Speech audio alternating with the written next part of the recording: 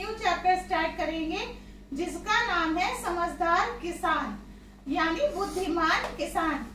इसकी स्टोरी हम आप लोग पढ़ाएंगे। आप लोग सारे बच्चे अपनी अपनी बुक खोलिए, पेज नंबर 88, लेसन 20 समझदार किसान। ये देखो, इसमें एक किसान दिखाई दे रहा है ना, एक शेर दिखाई दे रहा है। इसी के बारे में हम कहानी सुनेंगे, ठीक है। इस कहानी में छोटा सा बता रही थी, इस कहानी में किसान के पास एक शेर, घास और बकरी होती है। तो वो किस प्रकार से अपनी समझदारी दिखाता है, बुद्धिमत्ता दिखाता है और वो अपना काम निकालता है। ठीक है बच्चों, सारे बच्चे अपनी अपनी उंगली रखो बुक पर और मेरे साथ पढ़ना जैसे मैं पढ़ूंगी।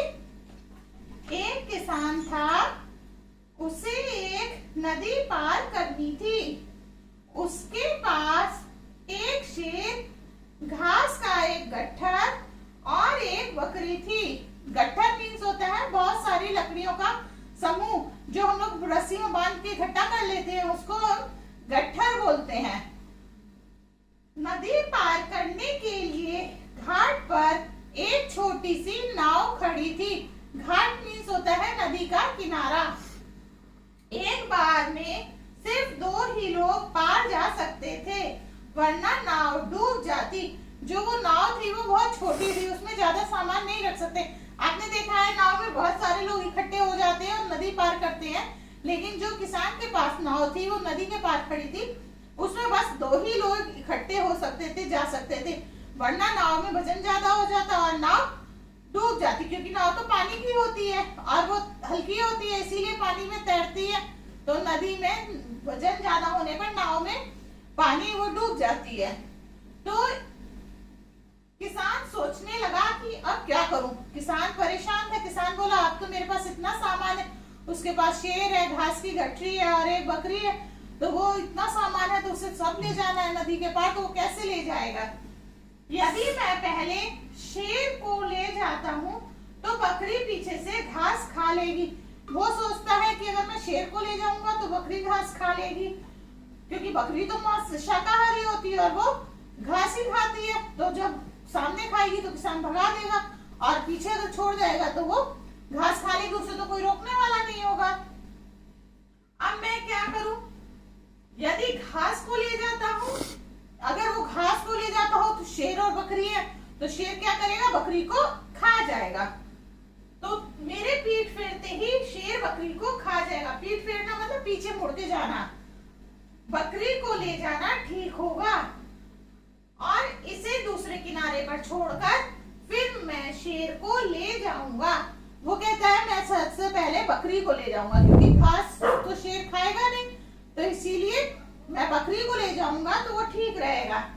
उसे दूसरे किनारे पर छोड़कर फिर शेर को ले जाऊंगा। जब बकरी वहां चली जाएगी तो मैं शेर को लेने आ जाऊंगा। अब शेर को ले, फिर शेर को वहां छोड़कर, अरे फिर तो शेर बकरी को वहां खा जाएगा। अगर शेर और बकरी पास हो गए, चाहे इस किनारे पार हो चाहे उस किनारे पास हो, दोनों रहेंगे तो पास में, तो शेर क्या करेगा, खा जाएगा। और बकरी और घास एक साथ रहेगी तो बकरी घास को खा जाएगी। तो बेचारा वो बड़ा परेशान होता है, सोचता है मैं क्या करूं। अगर घास ले जाऊंगा तब मैं शेर को लेने आऊंगा तो बकरी घास खा जाएगी। अब मैं क्या करूं। वो सारी तरकीब सोचता है, सारे उपाय लगाता है, आइडिया सोचता है कि मैं ऐसा क्या करूं जिससे मेरा तीनों सामान नदी के किनारे पहुंच जाए और कुछ नुकसान भी ना हो। फिर वो सोचता है, बहुत सोचता है, और किसान के सामने फिर वही सवाल। बेचारा परेशान हो गया, मगर वह था बड़ा समझदार। वो क्या था, बहुत इंटेलिजेंट था। जैसे आप लोगों को कोई मुसीबत आती है, कोई परेशानी होती है, कुछ समझ नहीं पाते हो तो अपना बुद्धिमत्ता दिखाते हो ना, समझदारी दिखाते हो, तो अपने आप समस्या को हल कर लेते हो। ऐसे ही किसान भी बहुत समझदार था, बुद्धिमान था, और वो अपनी समस्या को खुद हल करना चाहता था। सोचते सोचते उसके दिमाग में एक तरकीब आ गई। तरकीब मीन्स होता है आइडिया, उपाय। क्या तरकीब आई। किसान ने सबसे पहले बकरी को, किसान देखो बकरी को लेके जा रहा, देखो ये नाव देखो, इसमें बकरी बैठी है। किसान खाली बकरी को लेकर जा रहा है और उसे दूसरे किनारे पर छोड़ा है। क्या किया उसने, दूसरे किनारे पर छोड़ा है, क्योंकि पहले वाले किनारे पर शेर और घास है, तो शेर तो घास खाएगा नहीं। उसके बाद फिर वापस को ले गया। फिर वो अकेला वापस आया। क्यों? क्योंकि उसे शेर और घास दो थे ना, तो दोनों को लेके जाना था। कितने भी चक्कर लगा ले कोई बात नहीं। तो वो क्या हुआ, उसने शेर को वापस लेने आया और शेर को ले जाकर बकरी के पास छोड़ा। अब वो बकरी और शेर को दोनों को एक साथ नहीं छोड़ सकता था, इसीलिए उसने बकरी को फिर नाव में बैठाया और फिर बकरी को किनारे छोड़ा और घास का गट्ठर ले गया। बकरी को उस पार कर दिया और घास का गट्ठर उसने नाव में रखा और इस पार फिर चलाया।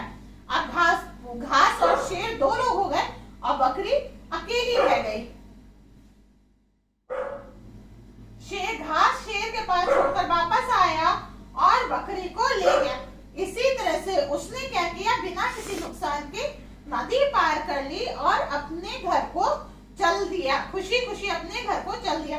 इस कहानी से हम लोग क्या सोचते हैं कि कोई भी परेशानी आए, कोई भी मुसीबत आए तो हम अपनी बुद्धि से काम लेंगे, अकल से काम लेंगे, तो कोई भी मुश्किल कार्य आसानी से हम कर सकते हैं। जिस प्रकार से किसान ने अपने इतनी बड़ी परेशानी थी, बिना किसी को नुकसान पहुंचाया उसने नदी पार कर ली और नाव में, और अकेले सामान को ले गया, क्योंकि उसे दो को लेके जाता तो वो नाव डूब जाती। बच्चों, इस कहानी से हमको क्या मिलता है कि कोई भी परेशानी को हम परेशान होने की बजाय अपनी अकल से सोचेंगे, कोई युक्ति लगाएंगे, कोई उपाय सोचेंगे तो हम कोई भी परेशानी आसानी से पार कर सकते हैं। बेटा, इसमें नीले रंग के हैं, ये कठिन शब्द है जिनको हमको अर्थ बताना होता है। गट्ठर यानी बड़ी गठरी, जिसको हम पोट्री भी कहते हैं। बड़ी गठरी कपड़ों की होती है, लकड़ी की होती है। घाट, नदी का किनारा। फेरना मीन्स मुड़ना। तरकीब मीन्स उपाय, आइडिया। इसमें श्रुत लेख भी दिया है। गट्ठर, ये आपको कोई भी बोलते हैं तब इसको बिना सुने लिखते हैं। बच्चों, अब आप इस कहानी को पढ़ना, अच्छे से बुक रीडिंग करना, फिर हम नेक्स्ट वीडियो में फिर दोबारा मिलेंगे। तब तक के लिए